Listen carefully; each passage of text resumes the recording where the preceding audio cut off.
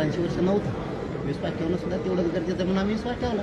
आंदोलन करण्याची वेळ आमच्यावर येणार नाही. आता जर आंदोलन करायची वेळ आली तर अवघड होऊन जाईल सरकारचं. कारण मग पुन्हा गय नसती. कारण शेवटी मला समाजापेक्षा मोठं कोणी नाही. पण आज माझ्यापुढे सगळ्यात मोठा प्रश्न आत्ता एक अचानक उभा राहिला आहे. मी तिकडे अर्जंटमध्ये चाललो आहे. म्हणजे मी सगळे आता पुढचे दौरे अचानक रद्द केले जातात आणि मी आत्ता अर्जंट पुण्यात चालवतो की 1-1.5 लाख पोरांचा विषय MPSCचा आणि जाणून बुजून त्यांना त्रास दिला जातो.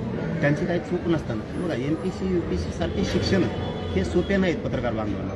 कारण आपले कोणीतरी नातलग लेकराबाळ त्याच्यामध्ये ज्यावेळेस 10-10, 5-5 वर्ष अभ्यास करायचा आणि थोड्याच्या सरकारच्या चुकीमुळं 1.5 लाख पोरांना जर तुम्ही वाऱ्यावर सोडणार असाल तर ही खूप मोठी शोकांतिका आहे. म्हणून मी आत्ता अर्जंटमध्ये मुख्यमंत्र्यांच्या OED पण बोललो, त्यांच्या मित्रांना पण बोललो आणि विखे पाटील साहेबांना सुद्धा बोललो की तुम्ही हे तातडीनं मार्ग काढा. आता विखे पाटील साहेबांनी सांगितलं की 15 ते 20 मिनिटात आम्ही मुख्यमंत्र्यांशी या विषयावर बोलतो आणि मी आता तातडीनं त्या पोरांना भेटायला चाललो. कारण त्यांची मनस्थिती भयानक झाली. त्यामुळे मी तातडीनं आता पुण्याकडे जाणार आहे. माझ्यापुढं आजचा सगळ्या जाती धर्माच्या लेकराचा शिक्षणाचा प्रश्न माझ्यासाठी मायबाप खरंच लय महत्त्वाचा आहे.